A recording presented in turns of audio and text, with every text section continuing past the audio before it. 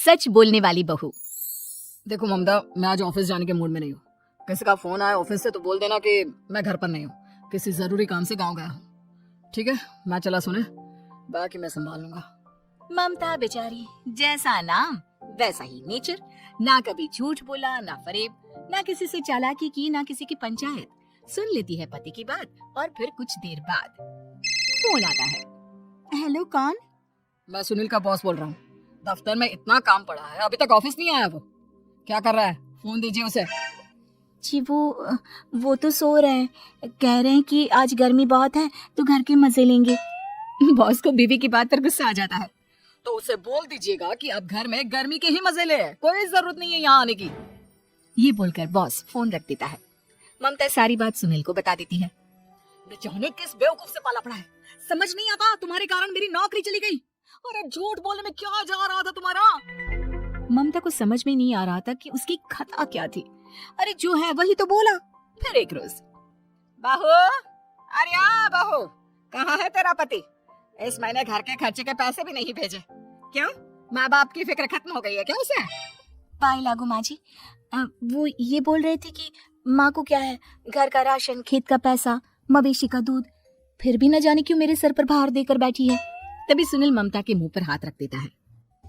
क्या रे कलमुँह है, हटा बहू के मुंह से हाथ। अरे क्या क्या बोलता है तू? वो तो इसकी झूठ बोलने की आदत नहीं है, इसलिए पता चल रहा है। देख मेरी सास कितनी शरीफ है। हाँ, तेरी माँ तो मोहल्ले की बदमाश है ना, और तेरी सास शरीफ है। बेटा ममता को देखता है और गुस्से से बोलता है। अब खड़ी खड़ी देख क्या रही हो? और भी कुछ कहना है क्या? माँ आई है ना, जाकर छाछ ले आ ठंडी वाली। ममता अंदर चली जाती है। माँ, इसके सच बोलने की आदत के कारण मेरी नौकरी जाते जाते रह गई। वो तो मैंने अगले दिन जाकर पैर पकड़ लिए मालिक के, नहीं तो। सब जानता है बहू की आदत नहीं है झूठ बोलने की, तो तू शांत क्यों नहीं रहता? क्यों उसे झूठ बोलने को बोलता है? फिर एक रोज, बहू, जा अपनी पड़ोसन के पास और उससे बोल कि वो लाल वाली साड़ी जो उसने नए साल की पार्टी में पहनी थी, तुझे वो चाहिए। ना माँ जी, मुझे नहीं चाहिए।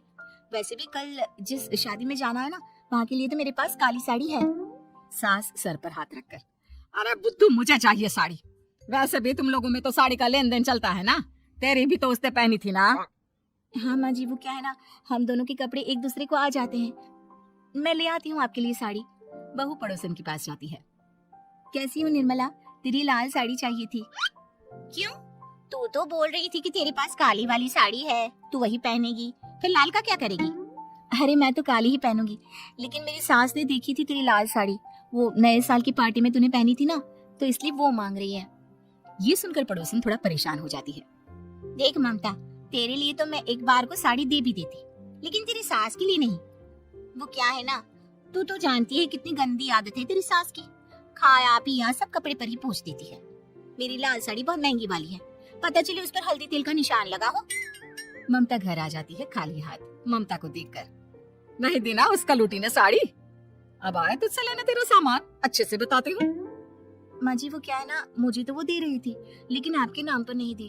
अरे किसने बोला था मेरा नाम लेने को? बोल देती तुझे पहनना है, लेकिन ना, तू तो ठहरी सच की देवी। न जाने सास क्या सोचती है, पर हंसने लगती है। अरे माँ, क्या हो गया? क्या सोचकर हंस रही है? याद है जब बहू को देखने गए थे? हाँ माँ, सही बात है। याद आ गया कैसे मेरी सास बाजार के खाने को बोल रही थी कि ममता ने बनाया है। अरे बहू ने आकर सब बता दिया कि ये सारा खाना तो बाजार से आया है, वो भी कल्लू हलवाई की दुकान से। ममता दोनों की बात सुन रही थी। हाँ माँ जी, वो कल्लू हलवाई का ही था। मुझे तो आज तक पता नहीं चला कि माँ ने क्यों कहा कि मैंने बनाया है। खैर, मैं तैयार होती हूँ, शादी में जाना है ना। पूरा परिवार शादी में जाता है, जहाँ खाना वाना खाकर सभी बैठे होते हैं कि एक औरत ममता की सास से कहती है, क्या बात है बहन जी, मेरी आपकी बात हुई थी तो आप तो बोल रही थी कि लाल साड़ी पहनने वाली हैं, तो मैंने ये काली पहन ली। पता होता कि आप लाल नहीं पहन रही हैं तो मैं ही अपनी लाल पहनाती। अच्छा जी, तो इसलिए पूछा जा रहा था। अरे इतनी साड़ियाँ हैं कि क्या बताऊं। मैंने सोचा तो था, पर ये सामने दिख गई तो यही पहन लिया। अच्छा, मेरी तो तैयारी काफी दिन से चल रही थी, फिर भी आज ऐसा लग रहा है कि ठीक से तैयार नहीं हुई मैं। तभी आ जाती है हमारी सच्ची बहू ममता बहू। आंटी जी वो क्या है ना, पड़ोसन की लाल साड़ी माँ जी को पहननी थी, लेकिन आप तो जानती है माँ जी की आदत, सारा खाया पिया कपड़ों पर ही पूछ देती है, तो उसने साड़ी देने से ना ऐन वक्त पर मना कर दिया, तो अब इन्होंने ना मेरी साड़ी पहनी है। औरत ममता की सास को घूरती है। अरे मांग कर ही साड़ी पहननी थी क्या? हम जैसे तो खुद की ही साड़ी पहनते हैं, चलो चलते हैं। सास का गुस्सा अब ममता पर फूट पड़ता है। अरे क्या जरूरत थी ये बात सबसे कहने की? अरे घर की इज्जत का कोई ख्याल है कि नहीं तुझे? हाँ, मैंने क्या बोल दिया माँ जी? मुझे क्यों डांट रही है? मेरी गलती क्या है? ममता को रोता देख सुनील आ जाता है। अरे माँ क्या हो गया? पता है ना शादी का माहौल है। सास सारी बात बेटे को बता देती है। देख रहा है तेरी बहू का हाल।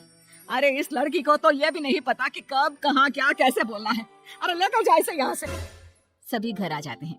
सास का मुंह तो फूला ही रहता है कि एक दिन। चलो बेटा, बहुत दिन तुम लोगों के साथ रह ली, अब चलो।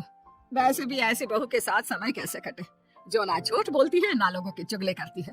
अरे गाँव में ही ठीक हूँ मैं, कम से कम 4 घर की खबर तो मिलती रहती है, वो भी मसाला डालकर। कैसी बात कर रही है माँ?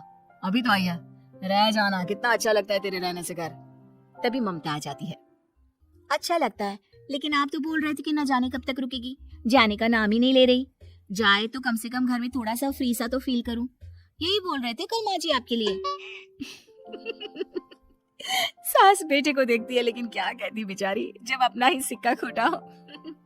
चली जाती है चुपचाप गांव। फिर एक रोज घर की घंटी बजती है। सामने खड़ा होता है सुनील का बॉस। सुनील है क्या घर में? वो क्या ना, मैं यहाँ से गुजर रहा था तो सोचा थोड़ा ऑफिस का काम डिस्कस कर लूं। ममता कुछ कहती कि तभी वहां सुनील आ जाता है। अरे बॉस आप आइए आइए। क्या बात है, घर तो बहुत सुंदर है। वैसे भाभी जी आपकी खूब बातें सुनी है कि आप कभी झूठ नहीं बोलती। ये तो पता नहीं, लेकिन हमेशा सर कुछ न कुछ ऐसा बोल देती हूँ जिससे परेशानी हो जाती है। मैं ऐसा नहीं चाहती, लेकिन क्या करूँ। खैर बॉस कुछ देर रुकता है, काम की बात होती है। ममता के साथ सब चाय पीते हैं और जैसे ही बॉस जाने को मुड़ता है कि क्या जी, कितने नेक इंसान है, फालतू ही आप खड़ूस और निकम्मा बोलते हैं इन बॉस को। अब क्या, बॉस के कान तक खुद के लिए अनमोल वचन पड़ जाते हैं। और फिर ओह तो ये बात है, और क्या कहता है ये? अरे बॉस आप भी किसकी बात पर विश्वास कर रहे हैं? अरे इससे तो ये भी नहीं पता कि आलू प्याज कहाँ रखा है। अरे ये क्या जाने क्या बोलना है क्या नहीं बोलना है। मतलब जो मुंह में आ रहा है बोले जा रहा है। भाभी जी आप बताइए। नहीं नहीं बॉस, लग रहा है कि कुछ गलत बोल गई मैं। वैसे ये सिर्फ इतना ही बोलते हैं कि आप में कोई टैलेंट है ही नहीं, आपकी नौकरी इन्हीं के कारण तो बची हुई है। अरे अब बस कर ले अम्मा, अब क्या करवा कर मानेगी, बड़ी मुश्किल से तो नौकरी बची थी मेरी। सही कहा, बच्ची थी लेकिन अब निकल गई। तेरे टैलेंट के भरोसे चल रही है ना मेरी नौकरी, अब देख तू। अच्छा, तो आप भी यही मानते हैं? वैसे ये बात तो है, सुनील काफी टैलेंटेड है। बॉस चला जाता है। सुनील सिर पकड़कर बैठ जाता है। माना सच बोलना एक अच्छी आदत है, लेकिन ममता आज का समय ऐसा नहीं है। तुझे थोड़ा सा समाज को देखकर खुद को बदलना होगा, समझी? जी मुझे तो पता ही नहीं चलता कि मैं क्या गलत कर रही हूँ, यकीन मानिए मैं जानबूझकर नहीं करती। सुनील सोच लेता है कि वो किसी न किसी तरह अपनी बीवी के इस भोलेपन का इलाज करके रहेगा, लेकिन सवाल ये कि कैसे का जवाब अब मिल जाता है। और फिर एक रोज ममता की माँ आती है। ममता, तुझे तो पता है तेरे पापा का काम ठीक नहीं चल रहा है, कुछ पैसों की जरूरत थी, तेरे पास हो तो मदद कर दे बेटा। ममता माँ को घर खर्चे से बचाए पैसे दे देती है। पैसे देने के बाद सुनील आ जाता है। अरे सासू माँ, आज यहाँ कैसे आना हुआ? नहीं बेटा, वो ममता की याद आ रही थी ना तो आ गई। वो क्या है ना, पता है पापा का काम ठीक नहीं चल रहा है, तो माँ कुछ पैसे लेने आई थी। क्यों, यहाँ क्या पैसे का पेड़ उगा है? अरे कौन सी माँ अपनी बेटी के ससुराल का खाती है? कोई जरूरत नहीं है पैसे देने की, वापस कर दो माँ जी पैसे और निकलो यहाँ से, आगे से यहाँ पैसे लेने नहीं आना। सुनील ये बोलकर निकल जाता है। उसके जाने के बाद, बेटा ममता, तूने मेरी बेइज्जती कराने के लिए यहाँ बुलाया था क्या? अरे छोटा सा झूठ बोल देती तो तेरी माँ की इज्जत बच जाती, लेकिन चलती हूँ मैं। सास बाहर जाकर बाहर खड़े सुनील से कहती है, तेरे कहने पर बेटा हमने ये नाटक तो खेल लिया, लेकिन उसका क्या असर होता है ये नहीं पता। थोड़ी देर बाद सुनील घर आता है। देखिए मुझे मेरी गलती का एहसास हो गया है, मैं समझ गई हूँ कि सच कितना सच होता है और उसकी कीमत आज के समय में बहुत बड़ी है। माफ करना, मैं आज से सच कभी नहीं बोलूंगी। क्या? कभी नहीं? फिर क्या, दोनों मियाँ बीवी खुश रहने लगते हैं क्योंकि बीवी को थोड़े से झूठ की आदत हो जाती है।